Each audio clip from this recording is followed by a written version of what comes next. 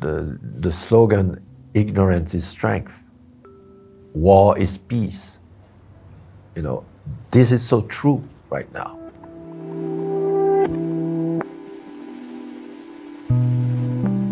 Well, I'm Raoul Peck. I'm a filmmaker.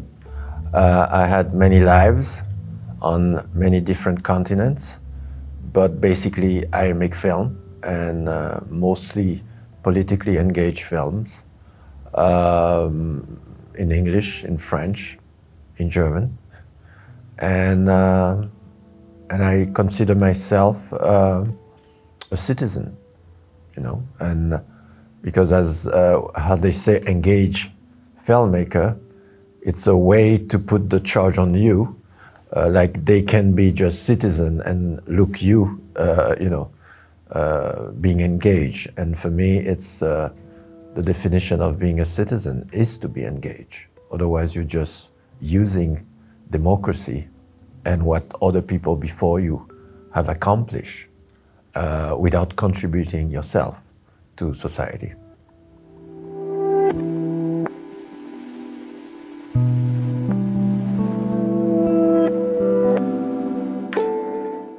Well, I had a very indirect relationship through the anti-apartheid fight.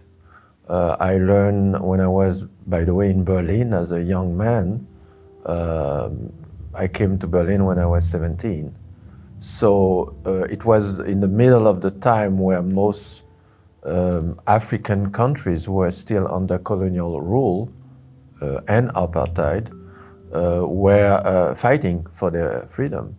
So the photos of Ernest Cole, I knew a lot of them because we were using it, you know, to write articles, to make pamphlets, to, you know, to call for demonstrations. And so I was familiar with him, with some of them.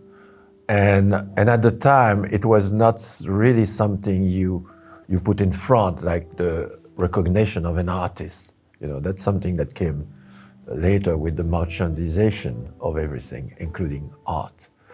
And so I knew of the book, House of Bondage. But again, it was always within a context of an anti-apartheid fight. So it wasn't much later, in, you know, I would say 7 years ago, that the family approached me and told me about the story, about the fact that they were fighting to get the rest of Ernest Cole archive. And I helped them secure some fundings to do the digitalization of the negatives that they had. They were in the process of retrieving everything to South Africa. And it took me 2 years to really see how I could make a film on that. Because I always try to make my films in a very organic way. I want them to be part of what I lived through, part of my own story, because I only talk about things that I know. And of course, I knew very well this whole curve of the short life of Ernest Cole, you know, being in exile, being, you know, in fight with what was happening in his home country. So those were things that I was very familiar with. And when I saw a possibility to not only talk about him, but even more, that he could talk about his life, his work, and his combats.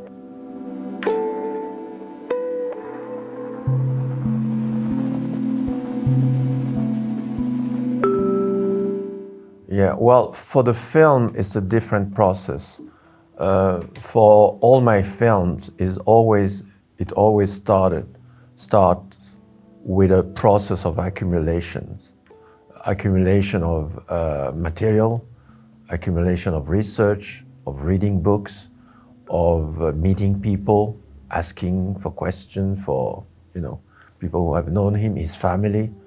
And it takes a lot of time, and thankfully, because I was helping for the archive, I got familiar with a lot of these photos. I watch a lot of them, hundreds, even thousands of them, because I was curious, and when I was younger, I did photography as well. So I knew what it meant, and also I was very touched by the fact that, when you have accumulated so much work and then it basically disappears, and for an artist, this is death, because you put everything you are in that work, and then it is somewhere else, or nobody will see it anymore. So all those elements, I knew that at some point I had what I need to start writing. So, and of course, one of the first things is to watch as much photos as possible and to try to find, what are the main components, what is his gaze, what is his way to look at people, to look at the world, what is his philosophy behind the photos. And one of the major decisions that I had to take, which was not easy, difficult, is that I wanted him to tell his story. Somebody that was not there for a long time, who died young, he was 49. I wanted him to be the master of his own story. I didn't want to have interviews, expert, trying to explain who he was, because why didn't you explain all that time who he was? So for me it was a sort of gain from history, that the dead person comes back and tells his own story. So from there it was easier for me to make choices, because I had an angle. Even though that angle had multiple layers, but you don't go into thousands and thousands of photos without some sort of orientation. And so once I had that, it was much easier to look and find what I thought, okay, that can come in the story, that can come, that maybe, etc. And I started to see patterns. One pattern I saw was there are a lot of photographs of mixed couples, white and black, which of course meant something coming from a country where it's a crime, and in fact going to another country where it also was a crime. So all those things are always elements that allows me to go on multiple layers, both artistically, politically, humanly, and the fact that he was photographing a lot of homeless people, so I knew there was something there, or women, or moments of love and tenderness. All those things for me were addition to the personality or to the mind he had while in South Africa and later when he was in exile.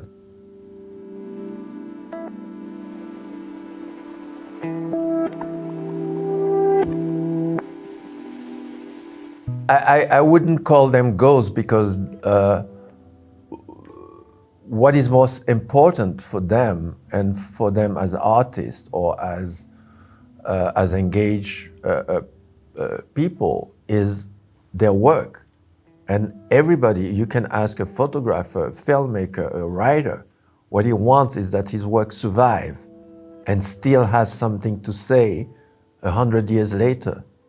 So this is my approach, to make sure that that work, who for a lot of them have transformed my life, continues to do that work. So that's a very efficient way to give them the word, because it's not me to use or to put myself in their place. It's about how do we continue that work, and that he could make survive. Baldwin was the perfect example. Even before he died, people on the political field were saying, well, Baldwin has been, he's passed, we don't know. And we see that 50 years later, his words are so efficient about explaining, describing what we are going through today. That was the thing with Marx. That is the same with Cole. You know, when you see all the story about boycotting or not South Africa, the way politicians in the West are finding all sort of excuses not to interfere. This is the same we are witnessing about the conflict, Israel and Palestinian.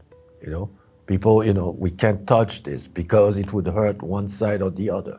You know, there is suddenly a sort of neutrality, you know, while people are dying. So my job is to make sure that those words are efficient. I'm finishing editing a film on George Orwell. And again, it's incredible how prescient or even efficient his words are today. You know, he's basically describing what is happening around the world today, you know. So that's what interests me in the work I do, you know.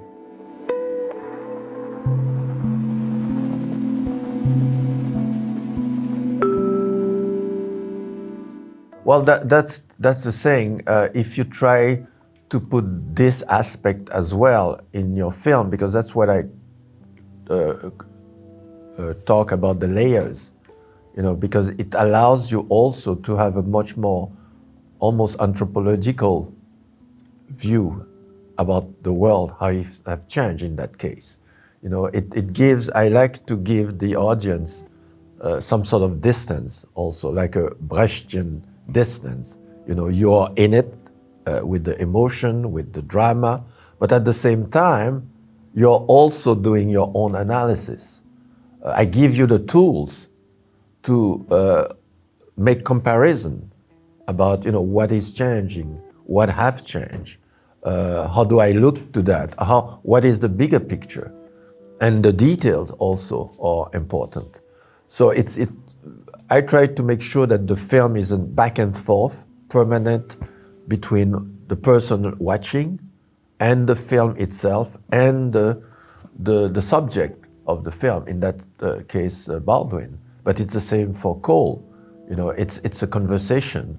It's a conversation. It's a sort of testament, but not because I am dying, but it's testament because my fight continues. And so use my words for your daily fight now. You know, so it's always, for me, it has to be now. It's never a film or a story about the past.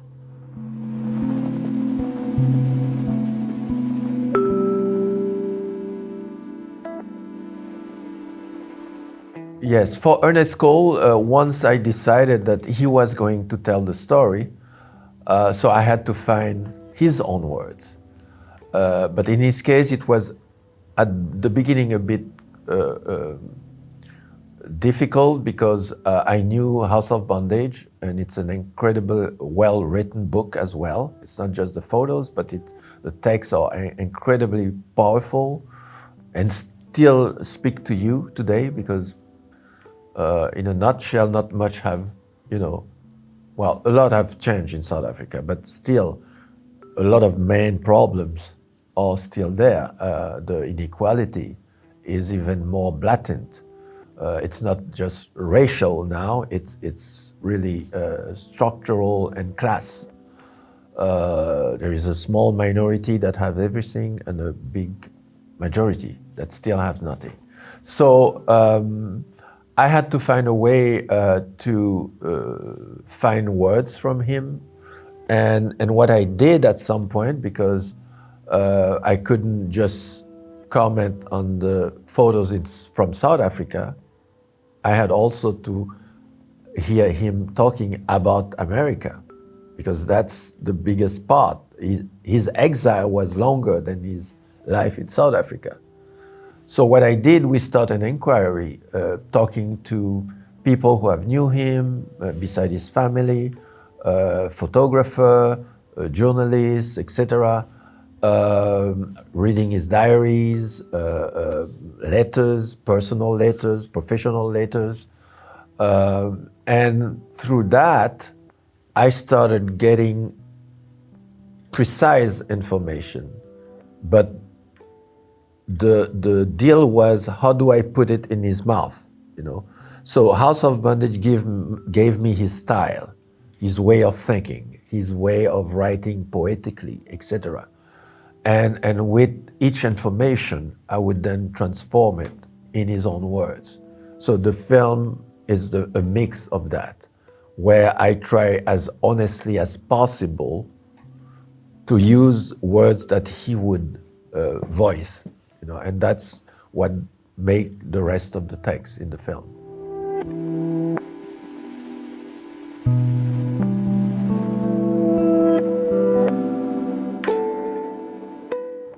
That was a permanent contradiction, and for me, it was not that hard to understand what was going on, because I felt I went through part of that reality as well.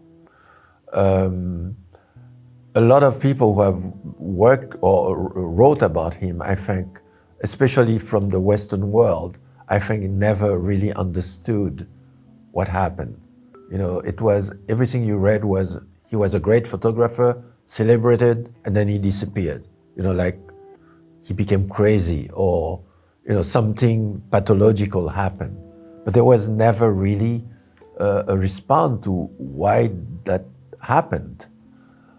So for me, very, you know, rapidly, I understood what for him exile meant.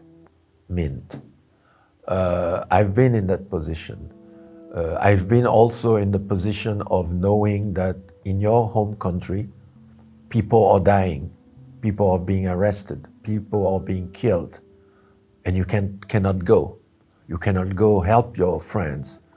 You are scared for your families. You are scared from people you went to school with. So imagine you're living in a Western world and you know that is happening all the time. It's not that, okay, I'm in New York now, I don't care about what is happening in South Africa. No, you live with it every day. And you are isolated where you are. It's not in the 60s, it was not, there was a huge community of South African. First of all, it was hard for black to leave the country. Ernest Cole himself had to trick himself out of South Africa. So you have small communities, some were students, artists, musicians, but as I tell the story in the film, you know, you see how that misery was, or let's say, all of them were confronted with that absence and the exile. And each one of them dealt with it differently.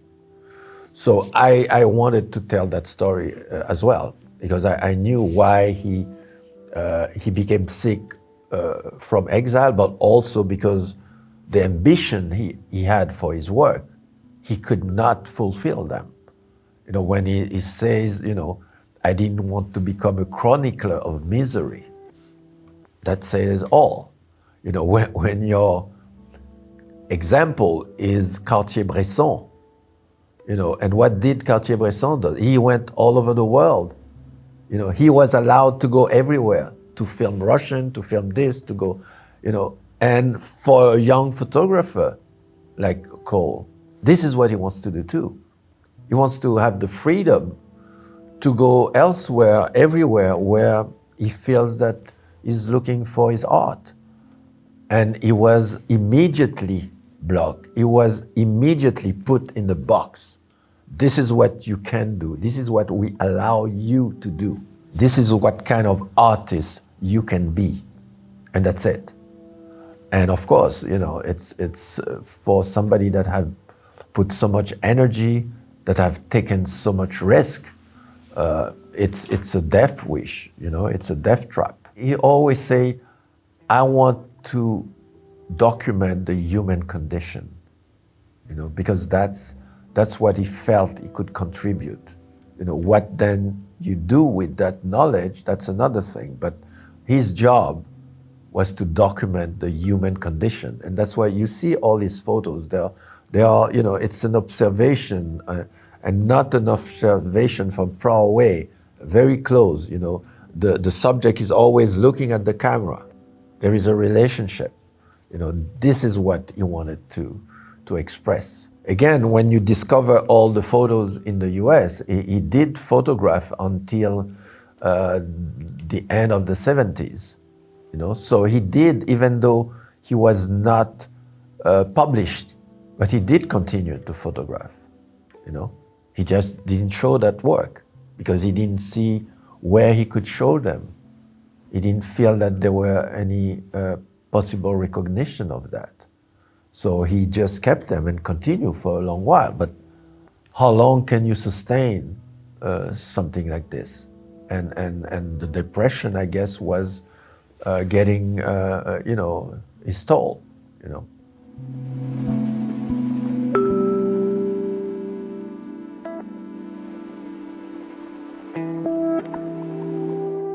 The way I make film is the contrary, is how I feel give me the impulse to do the film. I don't think my film transformed me. The process, of course, of learning certain things, but it's not about that for me. It's not about how the film impacted me. Of course, it impacted me as a spectator. You know, I'm a very good spectator even of my own film. So I get into a story because the film for me is not about giving information. It's about telling a story, and I have to get you into the story each time you watched it. You know, otherwise you would watch my film once and then that's it. You are informed, you don't need to see it. But films that you can watch multiple times, it's because they tell you a story and you're part of that story. So you reflect as well, you bring your own story into that story. And this is what I try to do. So I don't own that. I try not to be the subject of that peculiar story. So, and it's also a result of my own life. So it's not that I make a film and then I'm changed by that. And it's the contrary. The stuff I went through inspired and nourished the film. That's the way I see it.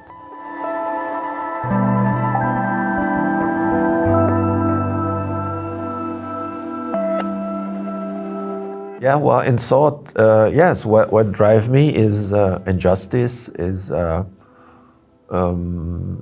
hidden, you know,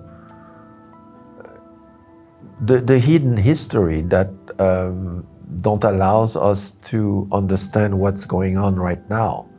The confusion, ignorance, you know, those are, you know, I'm working on George Orwell, you know, the slogan, ignorance is strength, war is peace.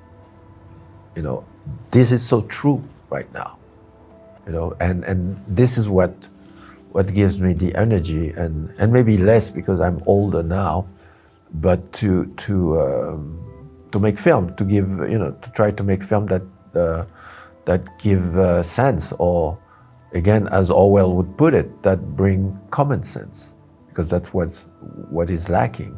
You know, when we look at the election in the United States right now, you know, we are beyond common sense, you know, and so yes, that's what energizes me and give me the strength every day to, you know, to write, to work, and to make my films.